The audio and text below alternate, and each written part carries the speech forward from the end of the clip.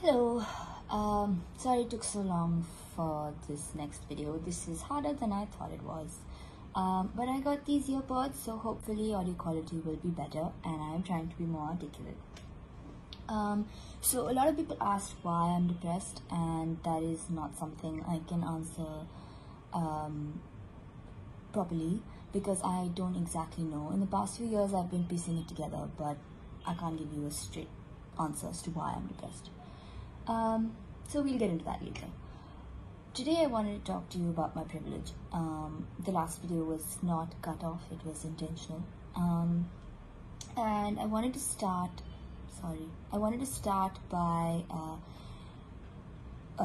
laying out what my privileges are. For those of you who don't know me personally, you know me because I'm Aamir Khan's daughter, and therefore you know those sets of privileges that I have. I'm financially well off and I've always had everything that I could possibly need and probably more. In terms of those of you who know me personally, you also know that I have a strong support system, in the sense that my family has always been there for me, my parents have always been there for me. They don't put any pressure on us, they're very encouraging. I know that if anything were to happen, I could without any hesitation go to my parents, and they will always be there for me. So that, I think, is another privilege, to know that you have people to go to talk to if something were to happen. The next thing that I wanted to talk about is that I have a 10-minute speech, 3 things that I would say to myself that I sort of ingrained into my thinking to deal with anything and everything that came my way. The first is that there are dying, starving children, people out there in the world, and my problems really aren't so big, so I should be able to handle them. The second is that we are all tiny, inconspicuous, inconsequential living beings in the cosmos, and I should stop taking myself so seriously and move on. And the third thing is that no matter what is happening in my life right now, 5-10 years down the line, with time and perspective, it won't be such a big problem to me, it won't be such a big issue, so why am I fretting about it right now? And this is a very solid 3-point strategy to make yourself get over anything, to the point where I didn't even get to the point where I got upset about something. I didn't even get to the point where I was sad or anything. I would just let go before I got there. I thought I had attained nirvana, which I had not. But anyway, this is what I would do. So between the time when my behavior started to change and the time that I asked for help was about 3.5 years.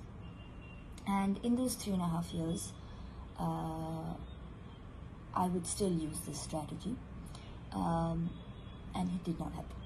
So I stopped taking care of myself, I started sleeping a lot and thinking it was normal, or not realizing that I was sleeping so much.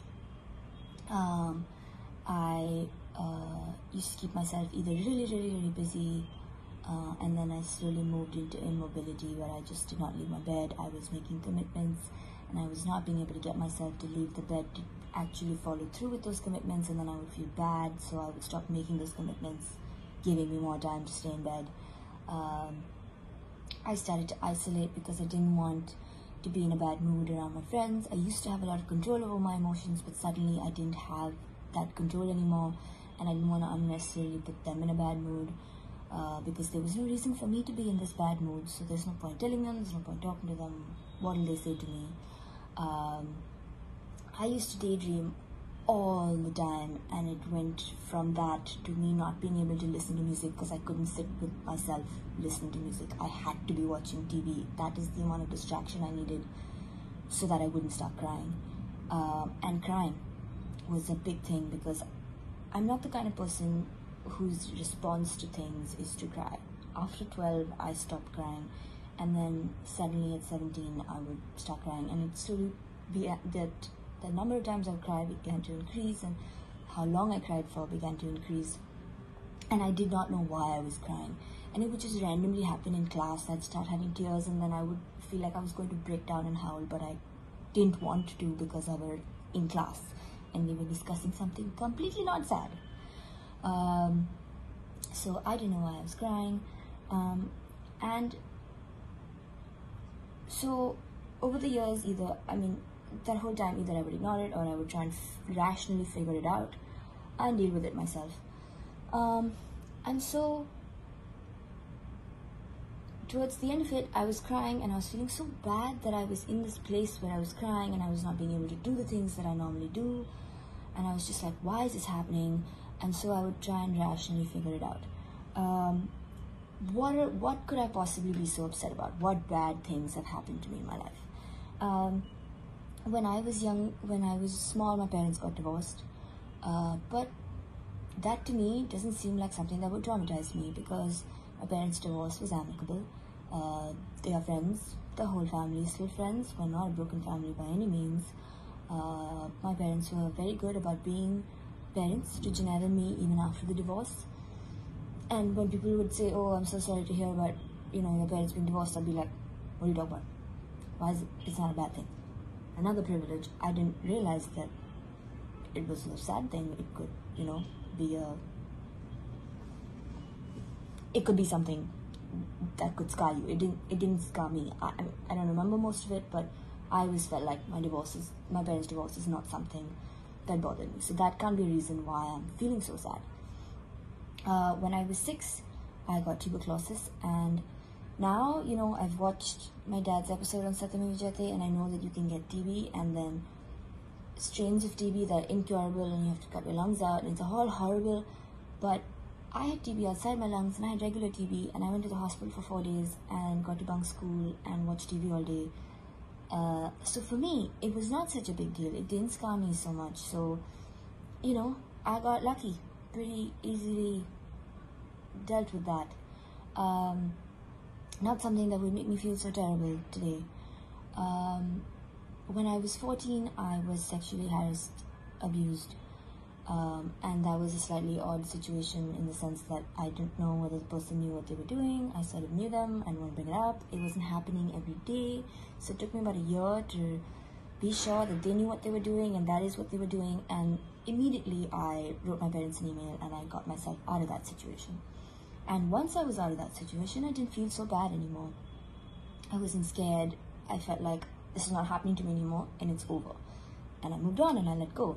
And yeah, from time to time I would beat myself up about how I felt silly that I let it happen and all of that. But it was, again, not something that has scarred me for life, and something that was going to make me, something that could be making me feel as bad as I was feeling when I was 18 to 20 or whatever. And so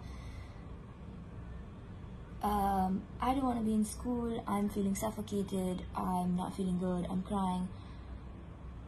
I can't tell my parents this or tell my friends this, because they're gonna ask me why, and I don't know why. I have no reason to give you why. I've thought through everything that has happened to me. I've tried to find a reason, and I don't have a reason to give you. And so why burden them with something that I know they're not going to be able to help me with? My parents are doing important things with their lives. My friends are doing things with their lives. It's not like anyone can help me through this, because there's no reason for me to feel like this, because nothing bad has happened to me. I shouldn't feel like this. I don't have a reason to feel like this. And so my own sense of privilege, I guess, or my own sense of feeling that I had to have a good enough reason to feel like this, made me not talk to anyone